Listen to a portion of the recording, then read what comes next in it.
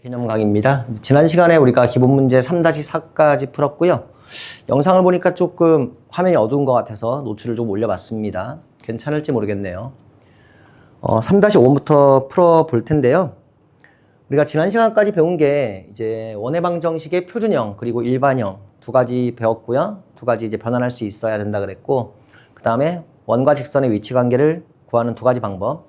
하나는 판별식을 이용하는 거고, 하나는 원의 중심과 직선까지의 거리, 그리고 반지름을 서로 비교해서 위치 관계를 찾을 수 있었죠. 자, 3-5번을 볼 겁니다. 문제가 이렇게 나왔네요. 점 0,1을 지나고 x제곱 플러스 y제곱은 1에 접하는 직선의 방정식을 구하시오 그랬습니다.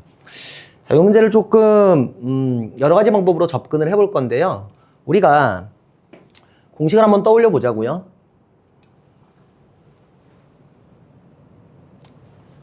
자, x제곱 플러스 y제곱은 r제곱이라는 원이 있을 때는 접선 공식을 두 가지를 공부를 했었죠. 첫 번째는 뭐냐면 기울기 m이 나왔을 때는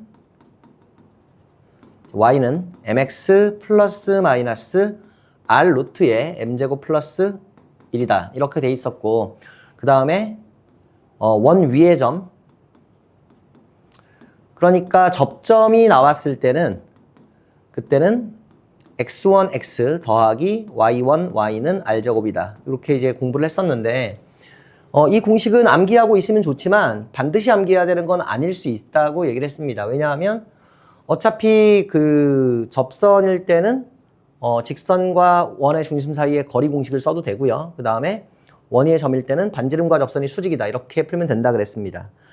자, 근데 이 문제는 보면은요, 공식을 바로 적용할 수는 없겠죠. 왜냐하면 지금 여기에 주어진 0,2라는 점이 이 원위의 점이 아닙니다. 그쵸? 기울기가 주어진 것도 아니고. 그래서 그림을 살짝 그려보면 이렇게 생겼어요. 원이 하나가 있고요. 중심이 원점이고 반지름이 1이겠죠? 그리고 0,1이라는 점은 이쯤에 있을 겁니다. 우리가 구하라는 것은 0,1을 지나면서 원과 접하는 직선의 방정식을 구하라는 얘기인데, 두 개가 있겠네. 그치? 그래서 첫 번째 방법은 이렇습니다. 그냥 공식을 적용하는 건데요. y절편이 2라는 건 알고 있으니까 일단 기울기는 모르니까 기울기를 m이라고 두겠습니다.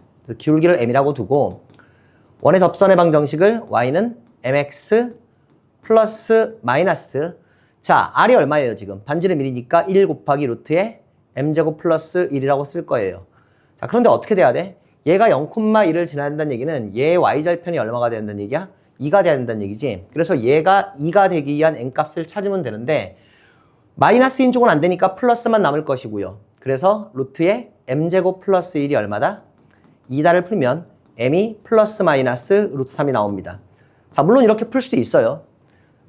그럼 이제 m은 플러스 마이너스 루트 3이고 y절편이 2가 되려면 플러스만 가능한 거니까 두 개의 접선의 방정식이 이제 플러스 마이너스 루트 3x 플러스 2다. 근데 우리가 너무 공식에만 의존하지 말고 문제를 푸는 다른 방법을 좀 생각을 해볼 필요가 있는 것 같아요. 그래서 어떻게 풀 수 있느냐? 이렇게 풀 수도 있습니다.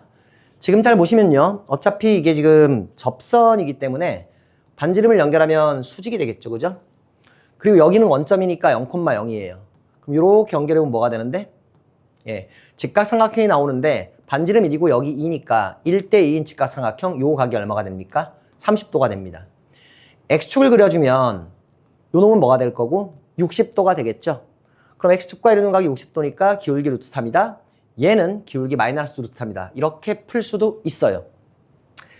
그래서 이 두 번째 풀이는 그냥 간단한 어떤 이 삼각비의 성질과 그 다음에 도형을 가지고 푼 거고요. 첫 번째는 공식에 대입한 거죠. 자, 그런데 가장 좋은 풀이는 뭐냐면 이렇게 푸는 게 아니야. 어떻게 푸는 거냐면 공식은 알고 있지만 공식을 바로 적용할 수 있을 때만 쓰시고, 가능하면 공식이 유도되는 과정대로 문제를 푸는 게 여러분들이 실력 향상을 하는데 좋습니다. 자, 무슨 얘기인고 하니?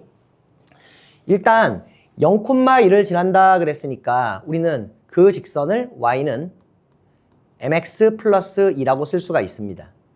이걸 다시 정리하면은요, mx 마이너스 y 플러스 2는 0이 되는데, 얘가 접선이 되려면 얘에서 어디까지? 이 원의 중심까지의 거리가 반지름과 같아야 되겠죠.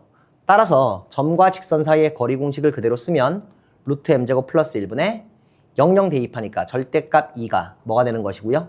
1이 되는 것이고요. 따라서 넘긴 다음에 제곱하면 m제곱 플러스 1이 얼마가 된다? 4가 된다.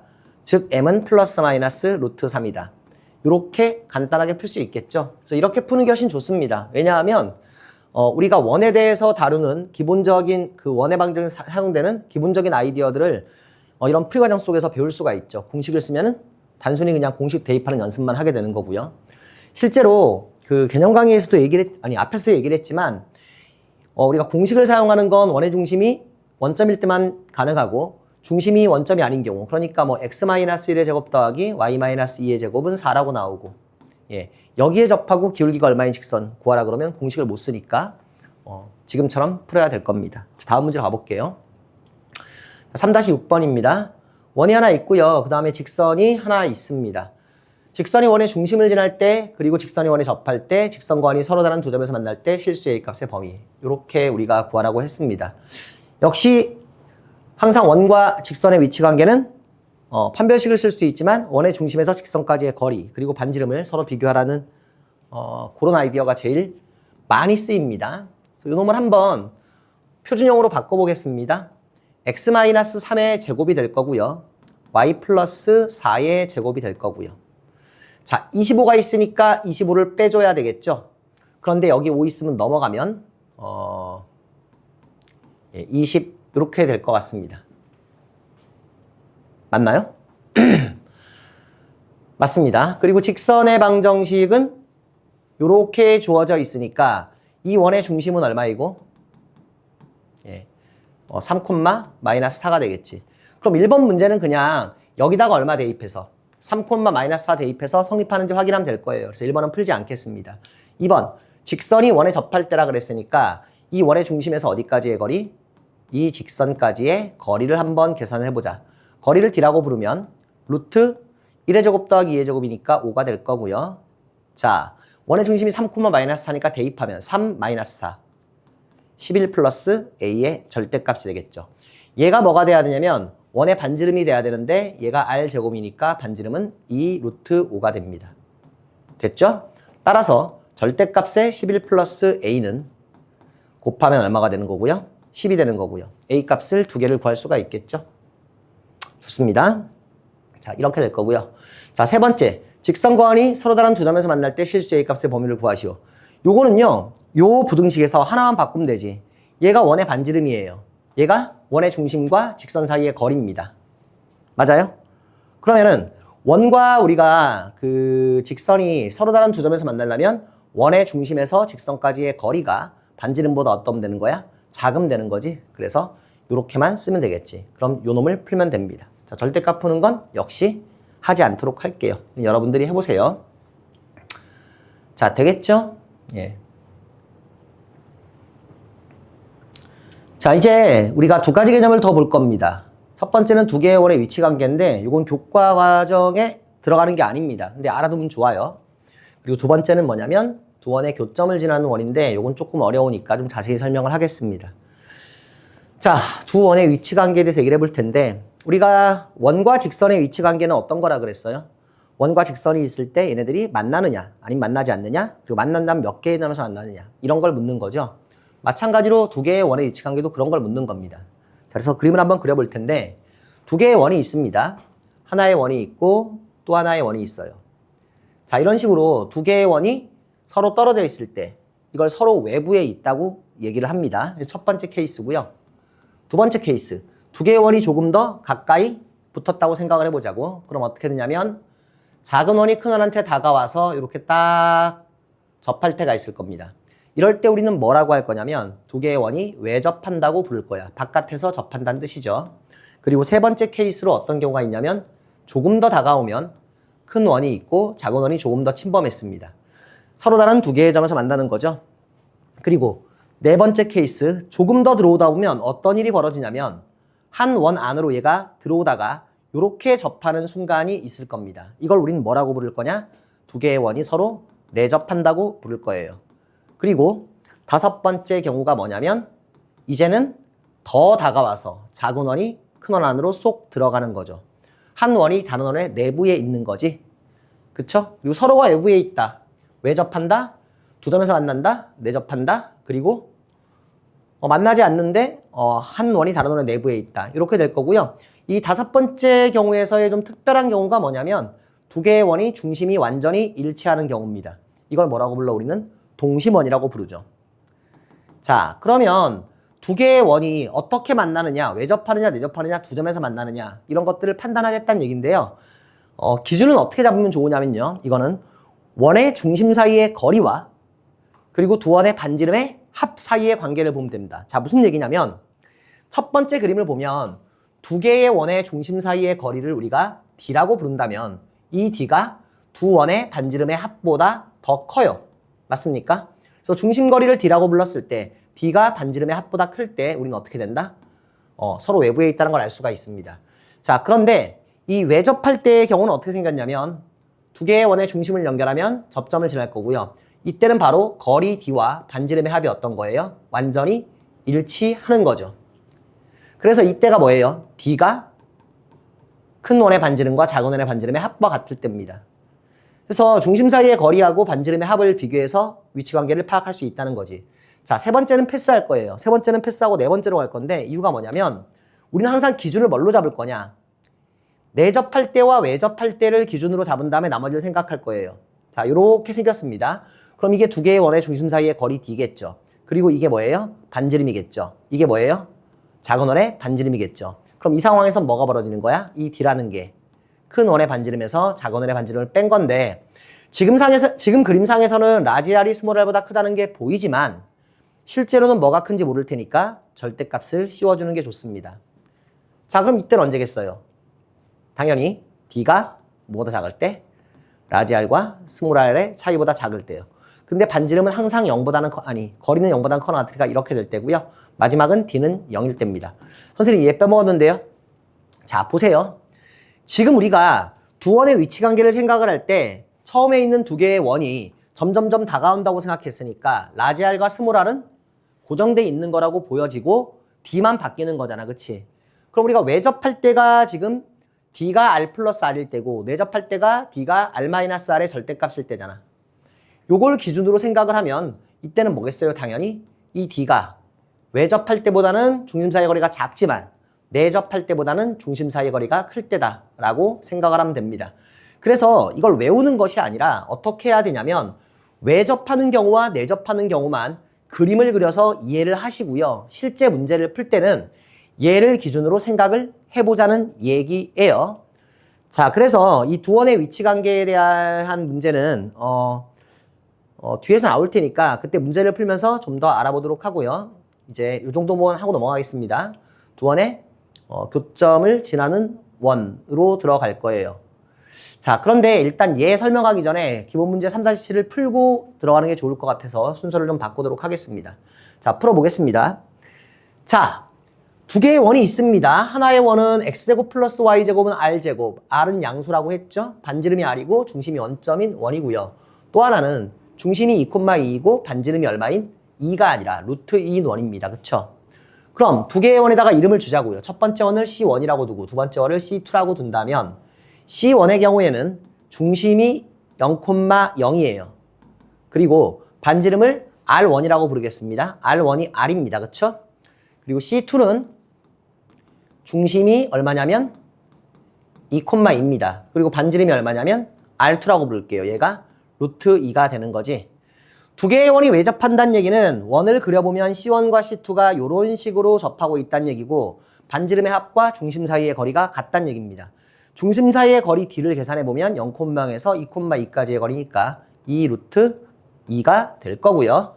그래서 얘가 뭐랑 같다? 예, 라지 R 더하기 루트 2와 같다. 이렇게 하면 R 값을 계산할 수가 있겠죠. 맞습니까?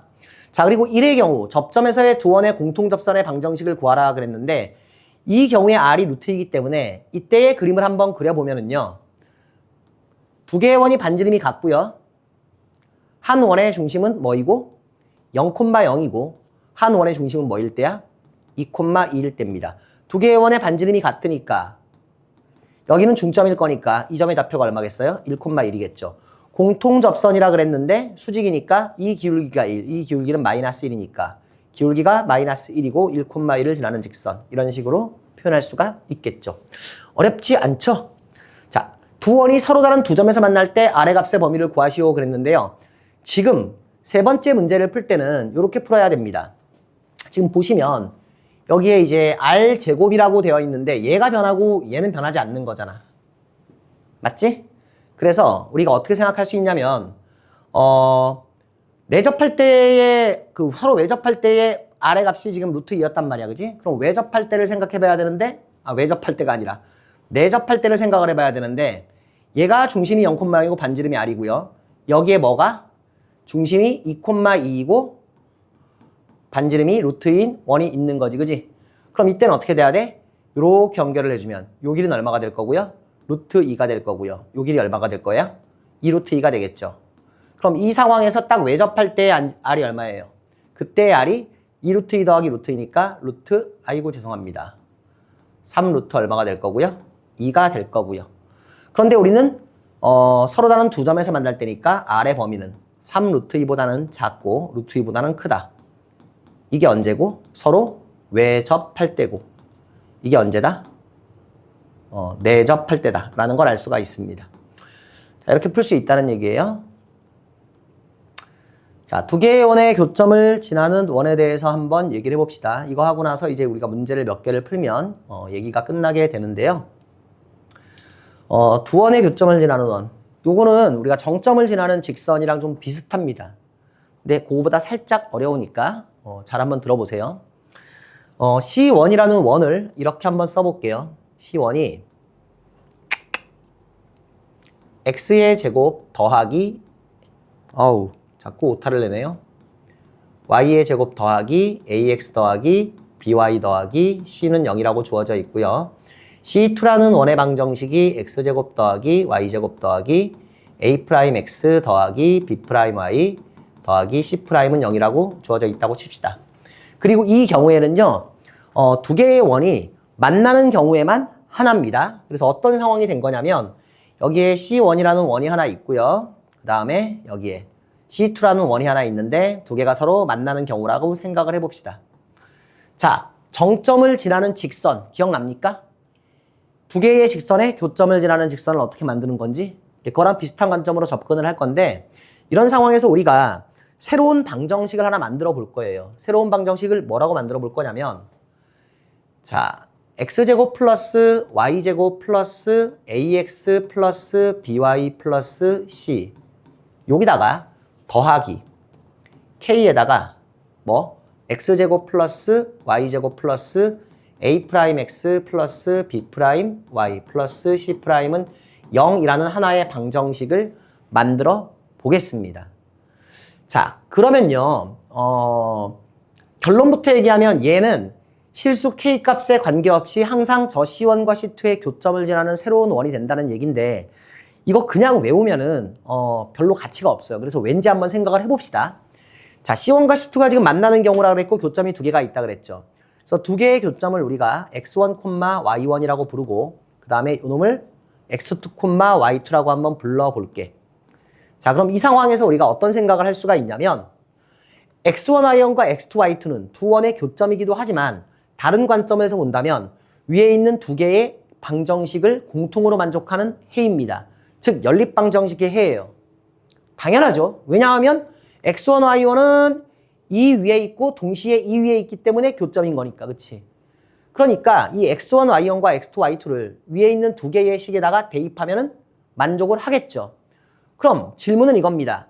두 개의 점을 PQ라고 한다면 P와 Q의 좌표를 여기다가 대입하면 만족할까 안 할까? 당연히 만족하겠지. 이 P라는 점은 얘와 얘를 둘 다 0으로 만드는 점이니까 얘와 얘를 둘 다 0으로 만듭니다. 마찬가지로 Q라는 것도 C1과 C2를 동시에 만족하니까 이 식과 이 식을 둘 다 0으로 만들겠죠. 그 얘기는 무슨 얘기냐면 이 방정식이 어떤 도형의 방정식인지는 모르지만 확실한 사실 한 가지는 이 방정식으로 나타내는 도형은 첫 번째 PQ를 모두 지난다는 겁니다.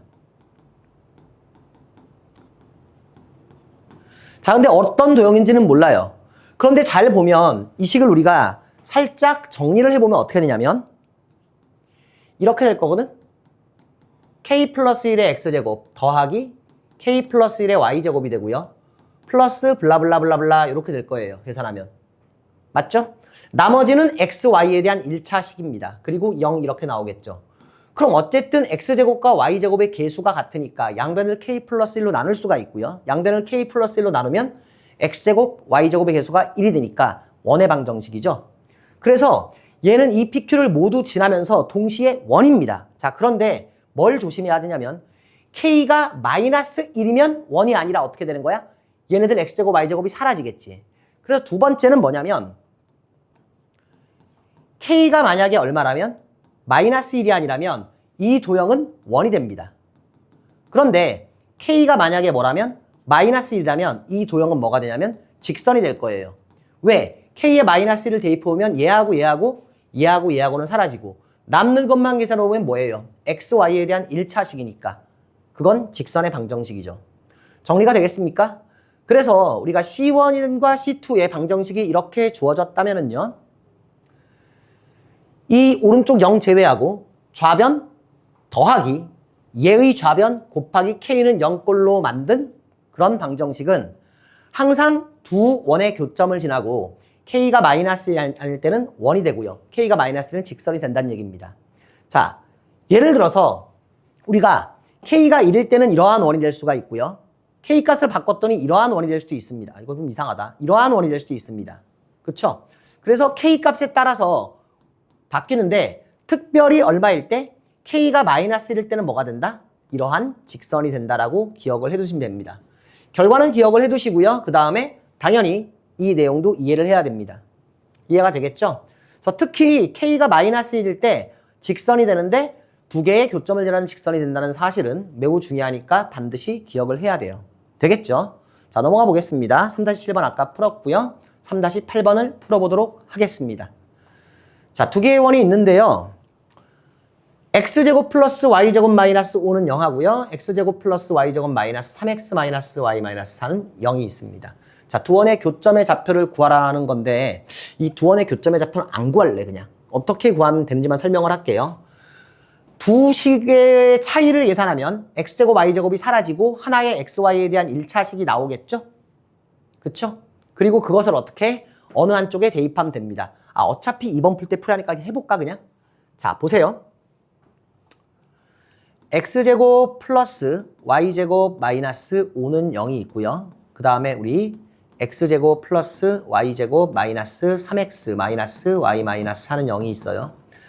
두 원의 교점을 구하라는 얘기는 이 연립방정식을 풀란 얘기입니다. 그래서 1번식과 2번식을 풀기 위해서 일단 빼서 x제곱 y제곱을 사라지게 해주면 3x 플러스 y 플러스 4로 바뀌고 마이너스 5가 있으니까 마이너스 1은 0이 됩니다. 되겠습니까? 그럼 잘 보세요. 1번과 2번을 동시에 만족하는 xy는 이것도 당연히 만족하겠지, 그지?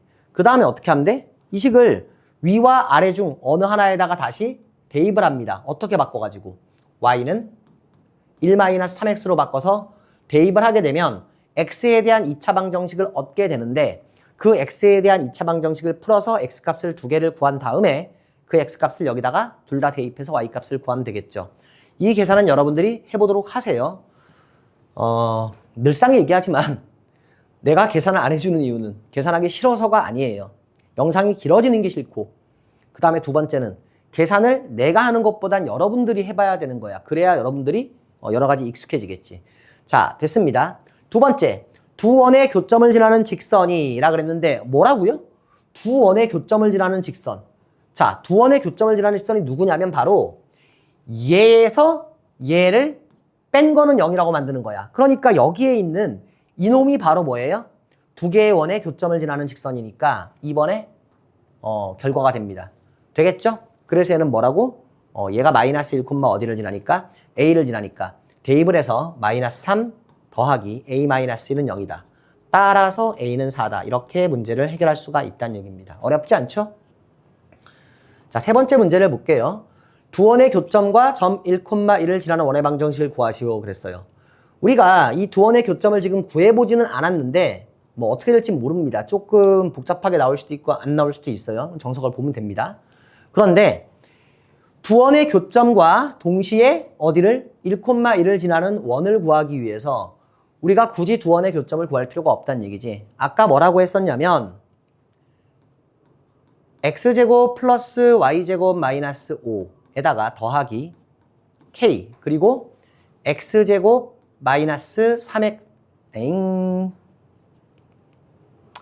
플러스 y제곱 그리고 마이너스 3x 그 다음에 마이너스 y 마이너스 4는 0이라고 쓴다면 이 도형은 k가 마이너스 1이 아닐 때는 항상 두 개의 원의 교점을 지나는 원이라고 했고 k가 마이너스 1일 때는 두 개의 원의 교점을 지나는 직선이라고 했었죠.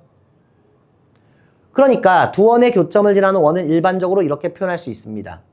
물론 여기서 한 가지 조심해야 될 건 있는데 k 값이 변함에 따라서 이 원이 바뀌긴 하지만 요 놈을 0으로 만드는 그런 원은 이 도형이 만들어낼 수가 없긴 해요. 그 직선이랑 똑같습니다. k 쪽 붙은 직선은 안 나온다고 했었죠.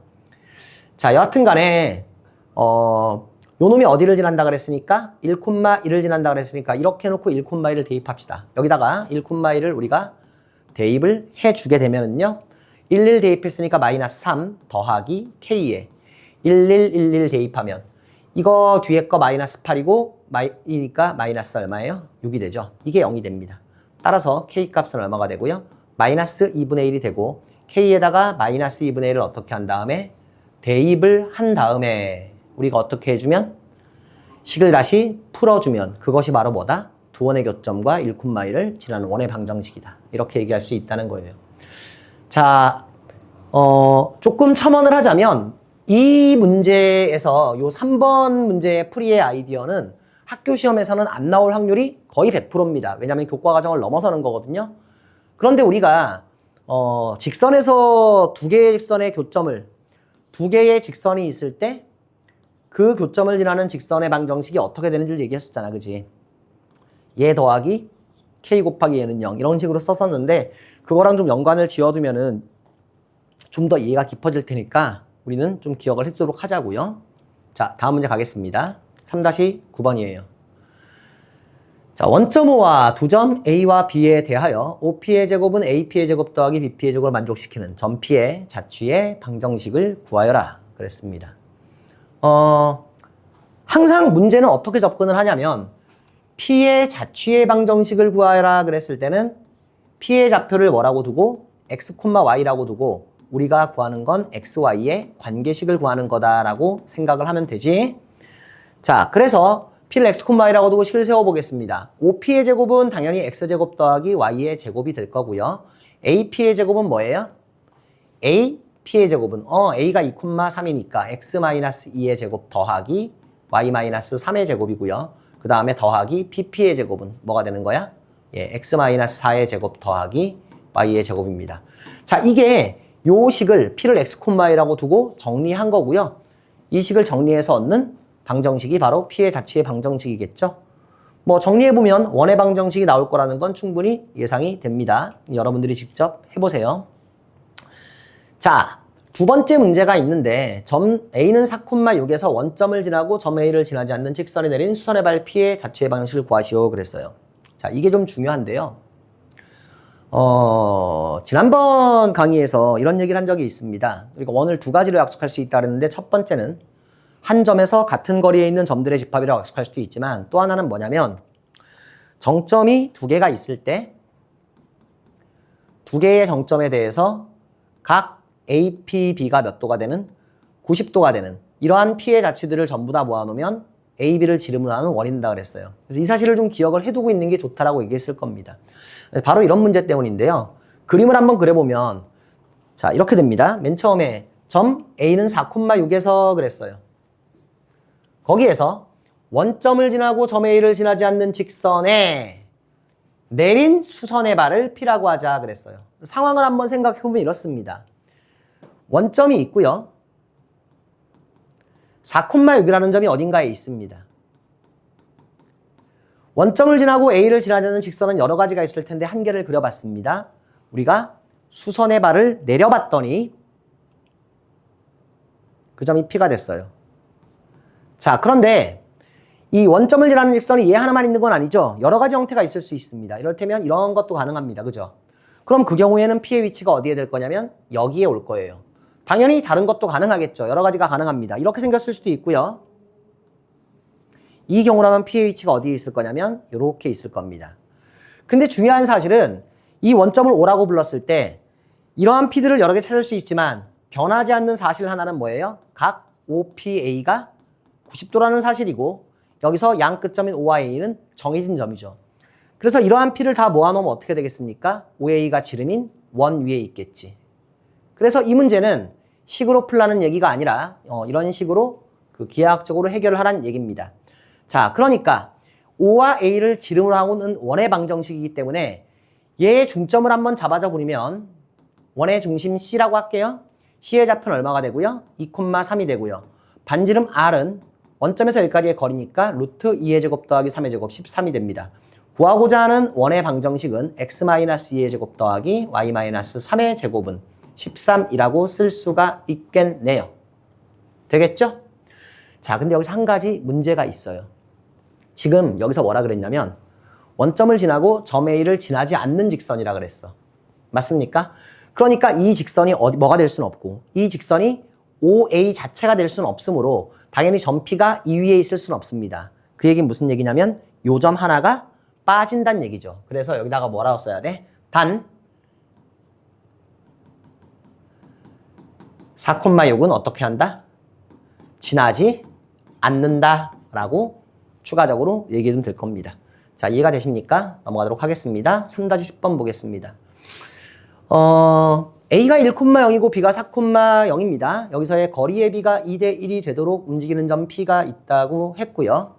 이때 점 P의 자치를 구하라 그랬고 두 번째, 각 P, A, B의 최대값을 구하라고 했습니다. 자, 이 문제는 사실 아폴로니우스의 원이라고 해서요. 두 개의 점에서 거리의 B가 2대1이 되는 점의 자치는 선분 A, B를 2대1로 내분하는 점과 그리고 2대1로 외분하는 점은 교육과정 외라서 배우진 않았지만 외분하는 점을 지름의 양끝으로 하는 원이 되는데요. 그러니까 결론은 뭐냐면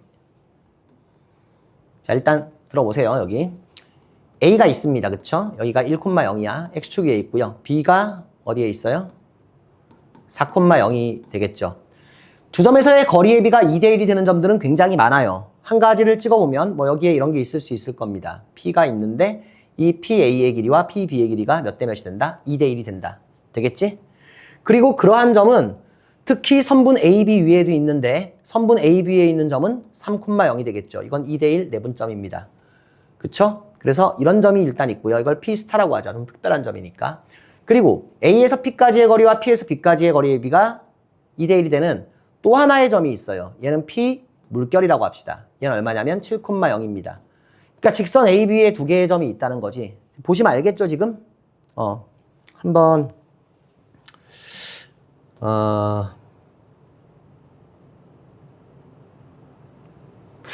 뭐가 있었는데, 그지? 요런 게 있네, 그지? 보면은 이게 2대1이고요. 이것도 2대1이 되는 이러한 점이 있습니다. 아이, 재미없다. 예. 하지 맙시다. 자, 그러한데 결론이 뭐라 그랬냐면 이 P 스타와 P 물결을 지름의 양끝으로 하는 원이 된다라는 것이고 이걸 우리가 아폴로니우스의 원이라고 합니다. 나우스가 아니라 니우스의 원. 자, 그런데 이 결과를 외우진 마세요. 그냥 교양 삼아 가르쳐 준 겁니다. 어떻게 하면 돼요, 우리는? 이런 것들을 외워서 문제를 풀면 그건 수학이 아니지. 그리고 실력도 전혀 안 늡니다. 그냥 단편적인 하나의 지식을 쌓았을 뿐이죠. 그래서 그냥 갈 거야. 점 P의 자취를 구하라는 얘기는 무슨 얘기예요? P의 자취를 구하라는 얘기는 P를 x, i라고 두고 x, y 사이의 관계식 구하라는 얘기죠. 그러면 우리가 P를 먼저 x, i라고 둘 거고요. 우리가 알고 있는 식은 PA 대 PB가 몇 대 몇이 돼야 되는 거니까 2대 1이 돼야 되는 거니까 PA의 제곱 대 PB의 제곱을 하면 2의 제곱 대 1의 제곱 4대 1이 되겠죠. 제곱을 한 이유는 공식을 조금 심플하게 쓰고 싶어서요. 더하기 Y제곱, 이게 PA 제곱이고요. 대 PB의 제곱은 X-4의 제곱 더하기 Y제곱입니다. 요게 몇 대 몇이 되도록 하는 4대 1이 되도록 하는 XY를 구하면 되고 내항의 곱과 외항의 곱이 같다고 하고 풀어보고 나면 그래서 싸라라락 정리를 하면 역시 이것도 계산이잖아. 이런 계산은 누가 해? 내가 해? 아니면 너희가 해. 그지? 그래서 이걸 계산을 해서 우리는 뭐가 나오는지를 확인하면 되냐면 x-5의 제곱 더하기 y 제곱은 이게 얼마가 나올까? 얼마가 나올까? 네. 4가 나옵니다. 이건 여러분들이 체크를 해보세요. 오겠지? 오케이?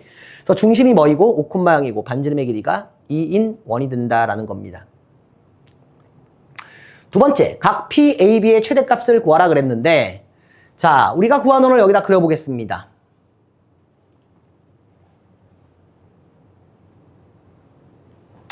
여기에 A가 있고요. 여기에 B가 있습니다. X좌표만 써보면 얘는 1이고 얘는 4였어요. 그리고 우리가 구한 원은 어떻게 생겼었는데 이렇게 생긴 원이 된다고 했었는데 이 원은 중심이 얼마고? 5,0이고 반지름의 길이가 얼마인? 2인 원이 된다. 계산으로 확인할 수 있을 거고. 자, 이 위에 P가 돌아다니는데 우리는 뭘 구하고 싶은 거야? 각 P, A, B 이 각이 얼마가 되도록? 최대가 되도록 만들고 싶다는 얘기죠. 이거는 수식으로 풀 수가 없습니다. 생각을 해봐야 돼요. 각 P, A, B가 최대가 되려면은 웬만하면 P가 위로 올라가야 되는데 P는 원에 잡혀있기 때문에 이런 식으로 돌아갈 수는 있지만 이 위로 올라갈 수는 없어요. 그럼 당연히 각이 최대가 될 때는 언제겠어요? A에서 이쪽으로 뭐를 그렸을 때. 네, 접선을 그린 위치에 거기에 P가 있을 때가 이 각이 최대가 될 겁니다. 최대값을 구하라고 했으니까 접선이니까 연결을 해주면 직각이 될 거고요. 이 길이는 얼마가 되고요? 2가 됩니다. 그리고 5,0에서 1,0까지의 거리는 4가 되겠죠. 자, 여기 직각인데 이 길이 대 이 길이가 2 대 4가 되면 이건 뭐야? 특수각 30도라는 걸 우리가 알고 있는 거죠. 자, 이렇게 문제를 해결할 수 있다는 거죠. 넘어가겠습니다. 자, 이제 3-11번. 그 개념 강의에서 마지막 문제입니다. 한번 풀어볼게요. 두 점 A, B가 있고요. 원 X제곱 플러스 Y제곱은 9 위를 움직이는 이 위에 움직이는 점 P가 있습니다. 우리는 뭘 구하고 싶은 거냐면 삼각형 ABP의 무게중심의 자취의 방정식을 구하라고 했어요. 되겠죠? 자, 여러 가지 방식으로 풀 수 있는데 그냥 요런 정도로 풀면 될 것 같아. 뭐 전형적인 풀이 방법을 보잔 말이야. 자, 3,6하고 6,0이 있고요. 여기에 원 X제곱 플러스 Y제곱은 9를 그리겠습니다. 여기 있다고 치고 뭐 A라는 점 3,6이 대충 이쯤에 있다고 칠게요. B라는 점 6,0이 대략 이쯤에 있다고 치겠습니다. 정확히 그리지 않아도 상관없다 그랬어요. P는 어디를 움직이는 점인데? 원 위를 움직이는 점이야. 그래서 이 원 위에 P를 잡고요. 우리가 AP를 연결하고 BP를 연결을 하겠습니다. 삼각형 ABP의 무슨 무게중심? G의 자취의 방정식을 구하고 싶어요. 자, 여기서 이제 우리가 문자에다가 어떤 점의 좌표를 문자로 나타낼 때 어떻게 하는 게 좋은가 그거에 대한 조금 아이디어를 얻을 수가 있는데 우리 뒷단원이 도형의 이동이거든요. 그래서 도형의 이동에 걸맞게 한번 문자를 놔볼게요. 무슨 얘기 잘 이해 안 되지? 보통은 우리가 구하고자 하고 있는 게 무게중심 G니까 이 무게중심 G의 좌표를 X, Y라고 놓고 X, Y 사이의 관계식을 구할 거 아니에요. 근데 이 문제에선 그렇게 하지 않겠다는 겁니다. 왜 그렇지 않겠다는 거냐면 X제곱, Y제곱은 9라는 이 원안에 X, Y가 있잖아. 그래서 이 P의 좌표를 그냥 X, Y라고 두고요. 무게중심 G의 좌표를 X', Y'이라고 한번 둬보겠습니다. 안 될 거 없죠. 문자는 우리 맘대로 두면 되는 거니까. 근데 중요한 건 뭐냐면 우리가 구해야 되는 건 무게중심의 자취의 방정식이니까 이 XY의 관계식이 아니라 뭐를 이용해야 돼? X', Y'의 뭐를 구해야 돼? 관계식을 구해야 됩니다. 자, 그럼 여기서 잠깐 생각을 할 거야. 별로 어려운 내용 아니지만 처음 들으면 되게 어려울 수 있어요. 자, 우리가 구하고자 하는 건 뭐야? 무게중심 G의 자취의 방정식. 다시 말하면 X', Y'라고 뒀으니까 X', Y'의 관계식이야. 근데 모르는 거지. 근데 우리가 알고 있는 게 있어. 뭐냐면 바로 이 X, Y가 만족시키는 관계식이 얘라는 거예요. 여기다가 프라임 찍고 여기다가 프라임 안 찍은 이유가 이 XY가 이 XY를 만족한다는 그 느낌을 좀 더 강하게 주고 싶어서 그랬던 거예요. 다시 한번 얘기할게요. 우리가 구하고 싶은 건 X', Y'의 관계식이야. 우리가 알고 있는 건 XY의 관계식이야. 다시 한번 얘기할게요. 우리는 x 프라임, y 프라임의 관계식을 구하고 싶어. 그런데 우리는 x, y의 관계식을 알고 있어. 자, 이제 우리는 어떻게 해야 될까? x, y의 관계식을 알고 있으니까 이걸 이용해야겠지. 그러니까 우리는 x, y와 x 프라임, y 프라임의 관계를 한번 따져봐야 될 거야. 되겠습니까? 그럼 g가 무게중심이니까요. 당연히 어떻게 되냐면 x 프라임은 뭐가 돼요? 3분의 x좌표의 합. p의 x좌표, a의 x좌표 3, b의 x좌표 6, 9 이렇게 될 겁니다. 그리고 y 프라임은 뭐가 되겠어요? 3분의 y 더하기 0 더하기 6이니까 더하기 2가 됩니다. 이해가 되겠습니까? 그래서 우리는 x 프라임, y 프라임 사이에 x 프라임, y 프라임과 xy 사이의 관계를 구했어요. 다시 얘기할게. 우리가 구하는 건 얘인데 모르지. 우리가 알고 있는 건 뭐야? 이 x와 이 y 사이의 관계식인 이걸 알고 있습니다. 그래서 우리는 이 식을 어떻게 바꿀 거냐면 x는 뭘로 바꾸고요? 3x 프라임 마이너스 9라고 바꿀 수가 있고요. 여기서 y는 뭐라고 바꿀 수가 있어요? 네, 3y 프라임 마이너스 2라고 바꿀 수 있습니다. 이 xy는 뭘 만족하니까? 이 관계식을 만족하니까 얘를 여기다가 대입해도 되겠지.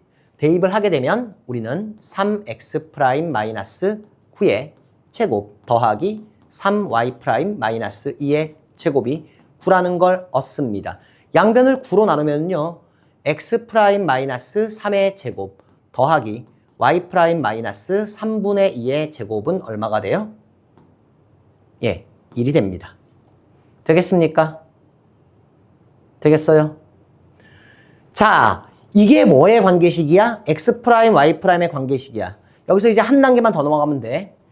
그런데 우리는 보통은 얘를 xy로 놓고 문제를 풀 텐데 여기서 xy로 안 놓고 얘를 xy로 놨잖아. 그래서 얘를 x 프라임, y 프라임으로 놓은 거잖아. 근데 보통 우리가 어떤 점의 자취의 방정식을 구하라고 할 때는 x좌표를 x, y좌표를 y로 놓고 관계식을 구하지 프라임으로 놓고 구하진 않는다고. 그래서 우리가 구분하기 위해서 찍어줬던 프라임을 이제 어떻게 하면 제거해주면 우리는 뭘 얻는다? 네, 무게중심주의 자취의 방정식을 얻었다. 이게 답이 됩니다. 자, 이렇게 해서 그 원의 방정식 쪽도 개념 강의를 다 마쳐봤습니다. 지금 그 우리가 공통수학 2 개념 강의를 올리고 있는데 내가 처음부터 쭉 찍는 게 아니라서 그 개념 강의가 막 약간 조명이 밝아졌다 어두워졌다 반복할 텐데요. 그리고 내가 강의하는 스타일도 조금씩 바뀔 수가 있어요. 근데 안정화될 테니까 일단 뭐 잘 참고 좀 들어줬으면 좋겠습니다. 자, 수고했습니다.